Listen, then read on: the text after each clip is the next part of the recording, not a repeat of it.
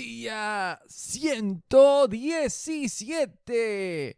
Quiero felicitarte en este día porque hoy vamos a concluir el libro de Hechos de los Apóstoles. ¡Felicitaciones! Estamos hoy concluyendo un nuevo libro de la Biblia. ¡Qué lindo es! Seguimos avanzando. Pero vamos a arrancar en este día con Jueces capítulo 19 y Jueces capítulo 20.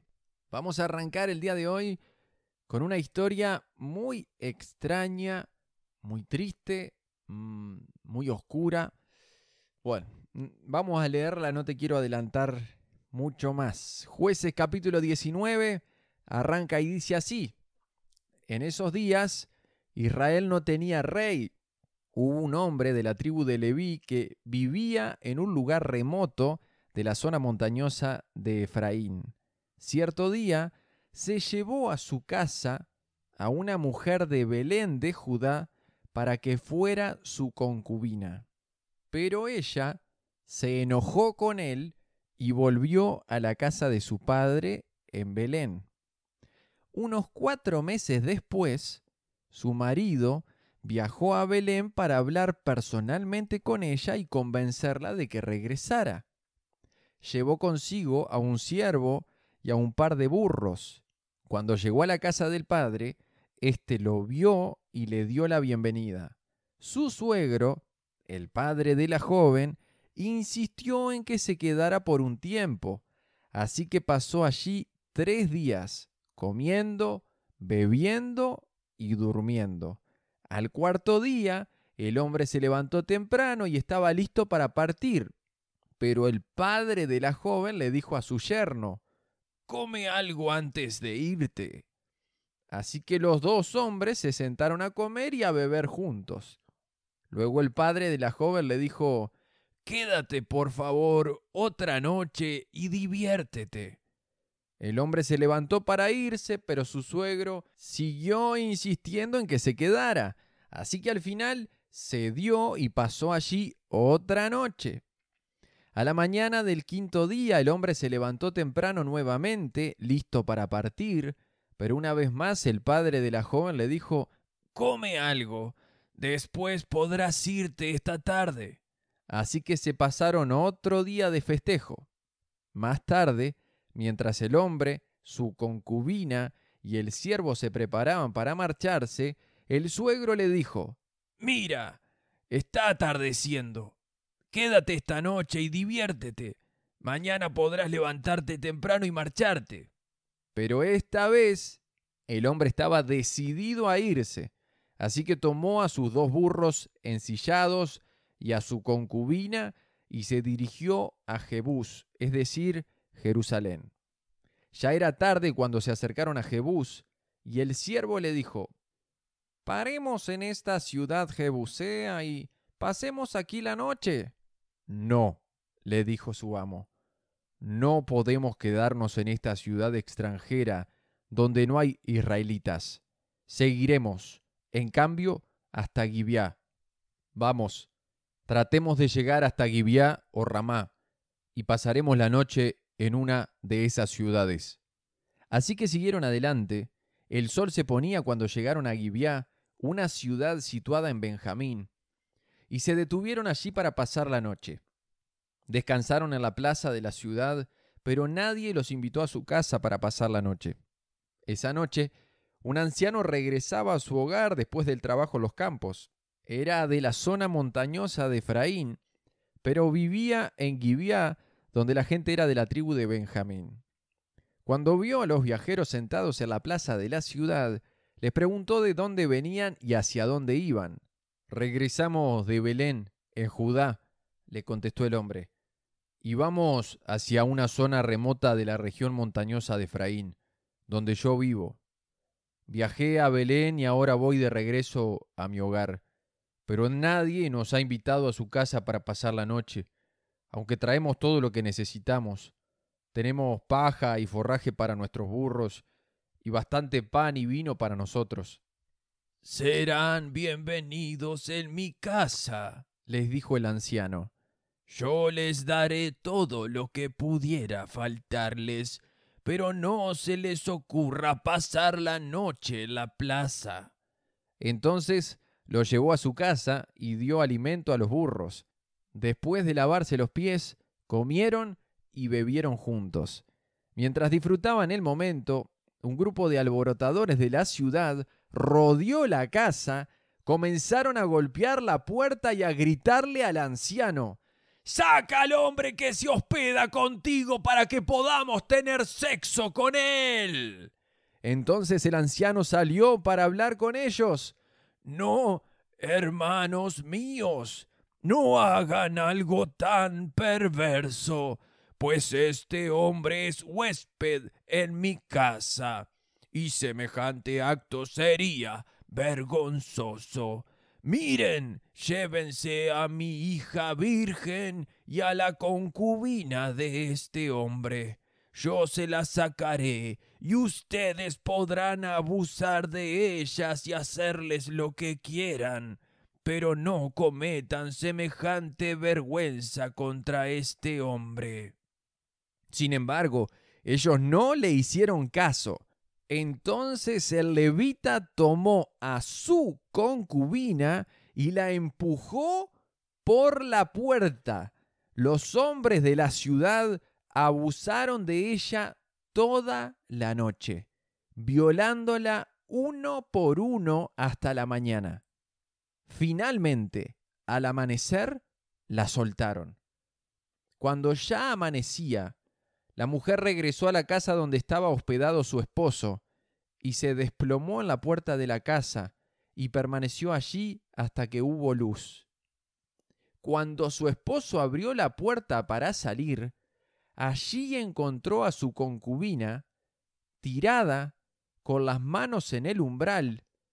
«¡Levántate! ¡Vamos!», le dijo, pero no hubo respuesta. Entonces subió el cuerpo de la mujer a su burro y se la llevó a su casa. Cuando llegó a su casa, tomó un cuchillo y cortó el cuerpo de su concubina en 12 pedazos. Después envió un pedazo a cada tribu por todo el territorio de Israel. Todos los que lo veían exclamaban: «En todo este tiempo desde que Israel salió de Egipto, nunca se había cometido un crimen tan horrible. Pensémoslo bien. ¿Qué vamos a hacer? ¿Quién lo denunciará?». Ahí finalizamos Jueces capítulo 19, habiendo visto prácticamente lo que es una película de terror. Pero esto de verdad pasó. Hubo una mujer que sufrió toda esa violencia, todos esos abusos, y todo esto horrible, esta muerte espantosa. Esto de verdad pasó, no es un cuento, no es una película ficticia, estos son hechos reales, esto pasó. Ahora, ¿por qué llegamos a esto? Vemos que esta historia se trata de un hombre que era de la tribu de Leví, que se lleva a una mujer para que fuera su concubina, para que estuviera con él. La mujer dice que se enoja y se va, dice el versículo 2, pero ella se enojó con él y volvió a la casa de su padre en Belén. Este hombre al tiempo la va a buscar, el suegro de este hombre lo retiene, viste, que le decía: quédate una noche más, quédate una noche más. Para mí, lo que yo percibo, capaz que vos tenés otra impresión del asunto, es que el suegro ya sabía que o tal vez le había tratado mal a esta mujer o había tenido actitudes violentas. Por algo esta mujer disparó de esa casa, se enojó con el hombre y dijo: me voy a la casa de mis padres, que va a ser un lugar mucho más seguro que estar con este señor. Y yo creo que el suegro lo retenía porque no quería que se llevara a su hija y que se fuera, sabiendo que seguramente estaba medio enojado con su hija y no sabía lo que podía llegar a hacer. Después vemos que en ese camino, cuando se la lleva, paran en la ciudad de Gibeá, en donde aparece un anciano que los recibe, que les da alimento, los recibe en su casa, y de repente aparece un tumulto de gente afuera de la ciudad que les grita: «Sacá al hombre que se hospeda contigo para que podamos tener sexo con él». ¿Recordás que algo similar ya habíamos visto, esta perversión, en el tiempo de Abraham y Lot? Tal vez tenés un recuerdo de eso. Y dice que el anciano lo defiende al hombre, y parecía que lo venía defendiendo bien, porque dijo: «No, hermanos míos, no hagan algo tan perverso, pues este hombre es huésped en mi casa, y semejante acto sería vergonzoso». Bueno, venía bien, pero después ofrece a la hija: «Miren, llévense a mi hija virgen y a la concubina de este hombre». ¿Qué está diciendo? ¿Qué está planteando? ¿Qué clase de hombre, qué clase de padre expondría a su hija para proteger a un desconocido? ¿Qué clase de hombre haría una cosa así? Increíble que haya hombres así, ¿no? Y al final dice que el que expone a su concubina fue este hombre, el levita, que tomó a su concubina y la empujó por la puerta. Y dice que los hombres de la ciudad abusaron de ella toda la noche, violándola uno por uno hasta la mañana. O sea, yo no puedo creer. La estuvieron violando afuera de la casa. La mujer debía estar gritando toda la noche, hasta la mañana. Y finalmente, al amanecer, cuando sale el sol, la soltaron. Y dice que cuando ya amanecía, la mujer regresó a la casa donde estaba hospedado su esposo y permaneció allí hasta que hubo luz. Cuando su esposo abrió la puerta para salir, allí encontró a su concubina. O sea, pero no es que estaba mirando por la ventana, me voy a decir, no se animó porque eran muchos hombres, tuvo miedo de meterse. No, el tipo se ve que se acostó a dormir y cuando se despertó abrió la puerta y vio a su mujer tirada al lado de la puerta. La llama como quien llama a un perro, no responde, la tira arriba de su burro y se la lleva a la casa y cuando llega toma un cuchillo y la corta el cuerpo de la concubina en 12 pedazos. Y envió un pedazo a cada tribu por todo el territorio de Israel. Y todos los que veían exclamaban en todo este tiempo desde que Israel salió de Egipto, nunca se había cometido un crimen tan horrible. Pensémoslo bien, ¿qué vamos a hacer? ¿Quién lo denunciará? Y acá la pregunta es, ¿qué pensás que hizo el pueblo de Israel? ¿Pensás que hizo algo con este hombre? ¿Cómo pensás que actuó? Nos vamos a Jueces capítulo 20 que dice así. Entonces todos los israelitas se unieron como un solo hombre, desde Dan en el norte hasta Berseba en el sur, incluidos los del otro lado del Jordán en la tierra de Galaad. Toda la comunidad se reunió en asamblea ante la presencia del Señor en Mizpa. Los líderes de todo el pueblo, de todas las tribus de Israel, 400.000 guerreros armados con espadas, ocuparon sus puestos en la asamblea del pueblo de Dios. Pronto llegó la noticia a la tierra de Benjamín, que las otras tribus habían subido a Mizpa. Entonces los israelitas preguntaron cómo había sucedido ese crimen tan terrible. El levita, el esposo de la mujer asesinada, explicó: mi concubina y yo nos detuvimos para pasar la noche en Gibeá, una ciudad que pertenece a la tribu de Benjamín. Esa noche, algunos de los ciudadanos prominentes de Gibeá rodearon la casa con la intención de matarme y violaron a mi concubina hasta que quedó muerta. Entonces corté su cuerpo en 12 pedazos y envié los pedazos por todo el territorio asignado a Israel, porque esos hombres han cometido un crimen terrible y vergonzoso. Ahora bien, todos ustedes, la comunidad entera de Israel, tienen que decidir aquí y ahora qué debe hacerse al respecto. Y todo el pueblo se puso de pie al mismo tiempo y proclamó a una voz: ¡ninguno de nosotros volverá a su hogar! ¡No! ¡Ni una sola persona! En cambio, haremos lo siguiente con Gibeá. Echaremos suertes para decidir quién la atacará. Una 10ª parte de los hombres de cada tribu se encargará de abastecer a los guerreros con provisiones. Los demás nos vengaremos de Gibeá en Benjamín por la infamia que sus hombres han cometido en Israel. Así que los israelitas estaban en total unanimidad y se juntaron para atacar la ciudad. Quiero hacer un pequeño paréntesis acá. Se juntaron, hubo unanimidad para algo malo, que era para atacarse a sí mismo, a una de sus tribus, a su propio pueblo, por todo movido por este levita. Este levita fue utilizado por las tinieblas, por Satanás, para generar todo esto malo que se está viniendo ahora. ¿Prestaste atención al relato del levita cuando cuenta lo sucedido? ¿Viste que dijo: esa noche algunos de los ciudadanos prominentes de Gibeá rodearon la casa con la intención de matarme y violaron a mi concubina hasta que quedó muerta? Entonces, pero nunca dijo, yo la saqué afuera, yo la empujé para que la violaran. ¿Viste? ¿Te diste cuenta? Él no contó esa parte ahí. Él dijo, me rodearon para matarme, agarraron a mi mujer, la violaron. Y bueno, yo hice a este acto de cortarla en pedazos porque quería que todos sufrieran el dolor que siento y lo que pasó. Mentira, mentira. Vamos a continuar leyendo a partir del versículo 12. Los israelitas enviaron mensajeros a la tribu de Benjamín diciendo, ¿qué acto tan terrible se ha cometido en medio de ustedes? Entréguennos a esos hombres malvados, a esos perturbadores de Gibeá, para que los ejecutemos y así purifiquemos a Israel de semejante maldad. Pero los de Benjamín no quisieron escuchar. En cambio, salieron de sus ciudades y se juntaron en Gibeá para pelear contra los israelitas. En total, de toda la tribu de Benjamín llegaron a Gibeá 26.000 guerreros armados con espadas, los cuales se sumaron a los 700 guerreros selectos que vivían allí. Entre las tropas selectas de Benjamín había 700 hombres zurdos, capaces de tirar una piedra con la honda y acertar en un cabello sin errar el blanco. Israel, a su vez, tenía 400.000 soldados con experiencia en la guerra, armados con espadas, sin contar a los guerreros de Benjamín. Antes de la batalla, los israelitas fueron a Betel y le preguntaron a Dios, ¿cuál de las tribus debe ser la primera en atacar a la gente de Benjamín? El Señor contestó, Judá debe ir primero.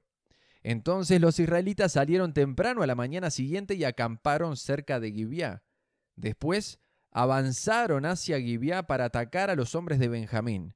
Pero los guerreros de Benjamín, que estaban defendiendo la ciudad, salieron y mataron ese día a 22.000 israelitas en el campo de batalla.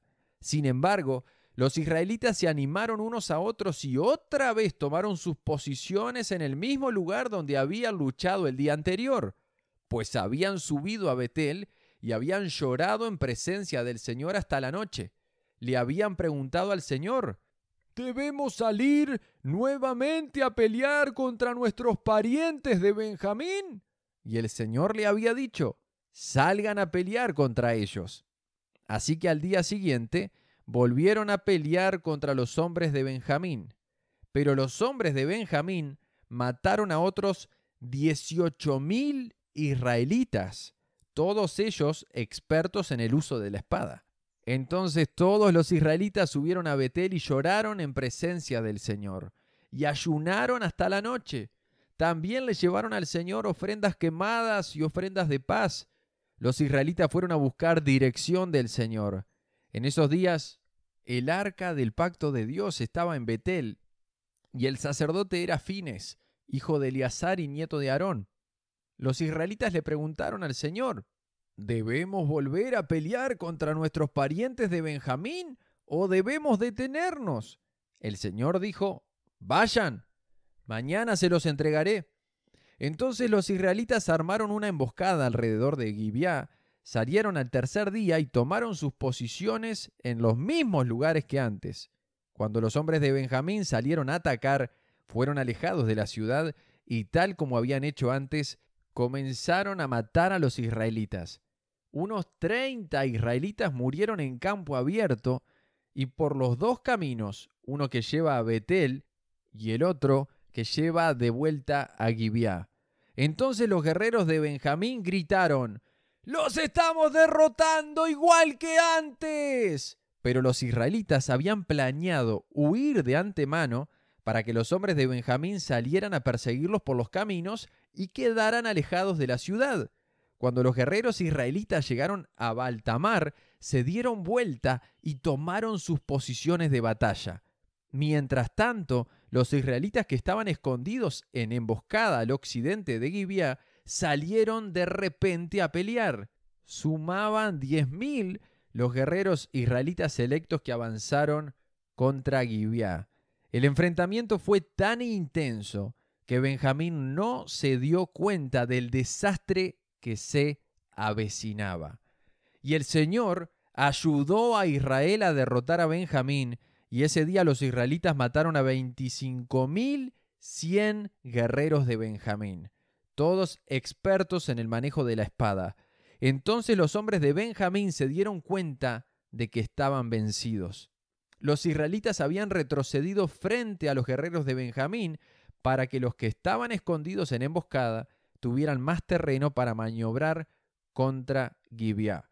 Entonces, los que estaban escondidos en los alrededores se lanzaron contra la ciudad y mataron a todos los habitantes. Habían acordado hacer una gran columna de humo desde la ciudad como señal. Cuando los israelitas vieron el humo, se dieron vuelta y atacaron a los guerreros de Benjamín.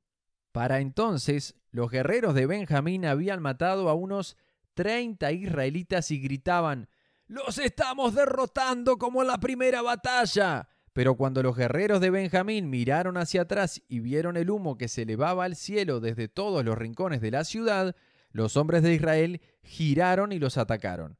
En ese instante, los hombres de Benjamín se aterrorizaron porque se dieron cuenta de que se les venía el desastre encima. Así que dieron media vuelta y huyeron frente a los israelitas hacia el desierto. Pero no pudieron escapar de la batalla y la gente que salió de las ciudades cercanas también pereció. Los israelitas cercaron a los hombres de Benjamín y los persiguieron sin tregua hasta que por fin los alcanzaron al oriente de Gibeá. Ese día murieron en batalla 18.000 de los guerreros más fuertes de Benjamín.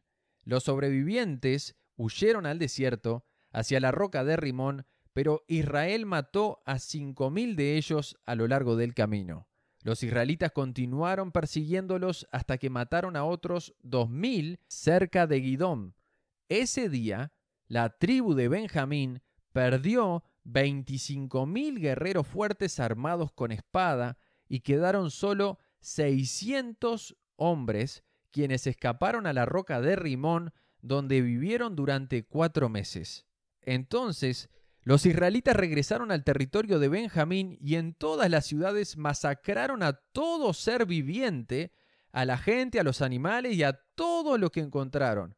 También quemaron por completo todas las ciudades por las que pasaron. Ahí finalizamos Jueces capítulo 20. ¿Por qué pasó todo esto? ¿Por qué todo este desastre? ¿Por qué ocurrió todo esto? Volvemos al capítulo 19 de Jueces, lo que vimos anteriormente.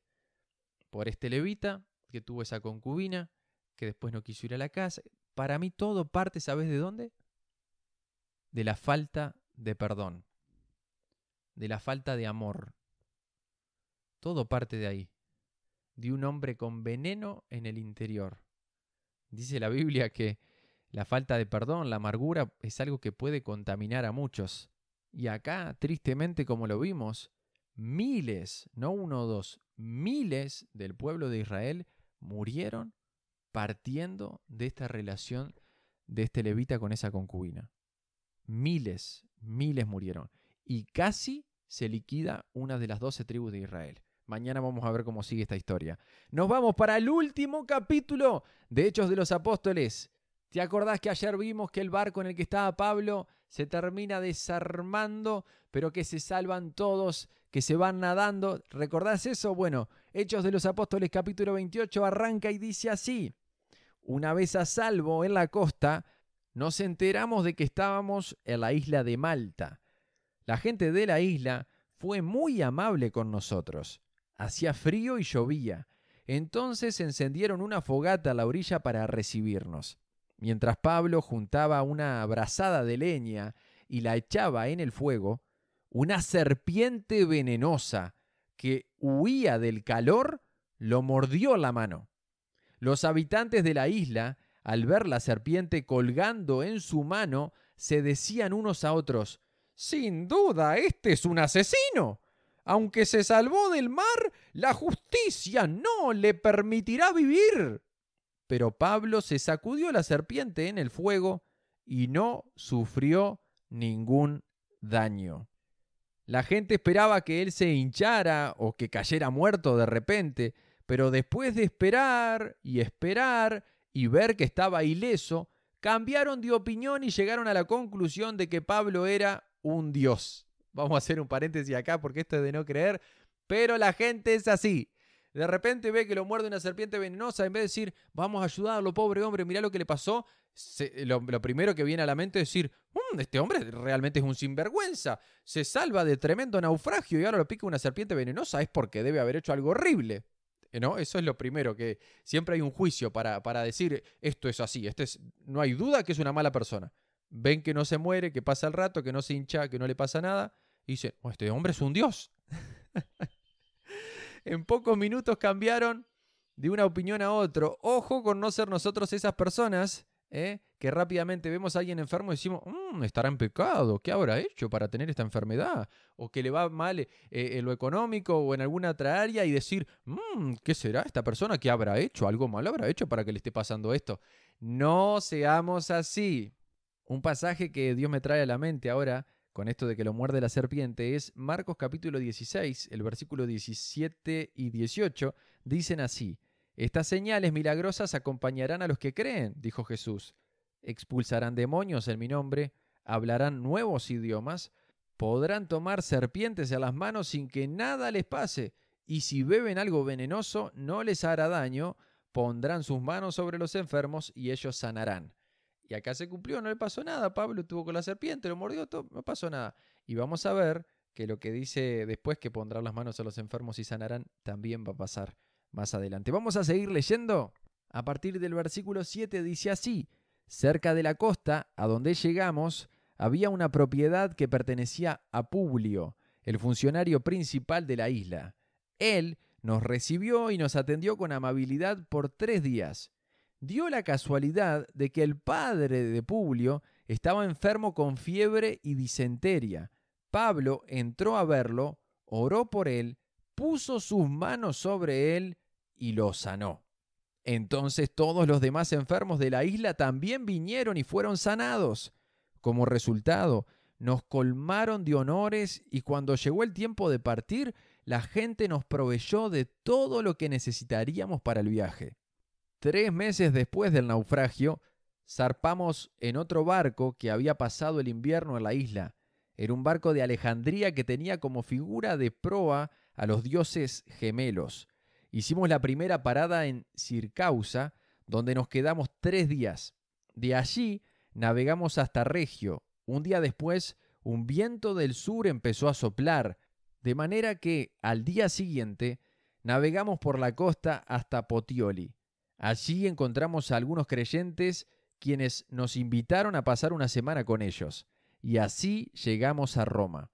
Los hermanos de Roma se habían enterado de nuestra inminente llegada y salieron hasta el foro por el camino Apio para recibirnos. En las 3 tabernas nos esperaba otro grupo. Cuando Pablo los vio, se animó y dio gracias a Dios. Una vez que llegamos a Roma, a Pablo se le permitió hospedarse en un alojamiento privado, aunque estaba bajo la custodia de un soldado. 3 días después de haber llegado, Pablo mandó reunir a los líderes judíos locales. Les dijo: hermanos, fui arrestado en Jerusalén y entregado al gobierno romano, a pesar de no haber hecho nada en contra de nuestro pueblo ni de las costumbres de nuestros antepasados. Los romanos me llevaron a juicio y querían ponerme en libertad, porque no encontraron ninguna causa para condenarme a muerte. Pero cuando los líderes judíos protestaron por la decisión, creí necesario apelar al César, aunque no tenía deseos de presentar cargos contra mi propia gente.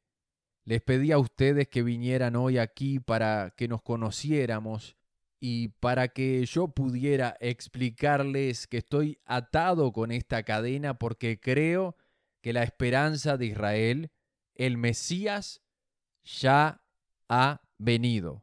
Ellos respondieron: no hemos recibido ninguna carta de Judea ni ningún informe en tu contra de nadie que haya venido por aquí, pero queremos escuchar lo que tú crees, pues lo único que sabemos de este movimiento es que se le ataca por todas partes. Entonces fijaron una fecha y ese día mucha gente llegó al lugar donde Pablo estaba alojado. Él explicó y dio testimonio acerca del reino de Dios y trató de convencerlos acerca de Jesús con las Escrituras, usando la ley de Moisés y los libros de los profetas. les habló desde la mañana hasta la noche.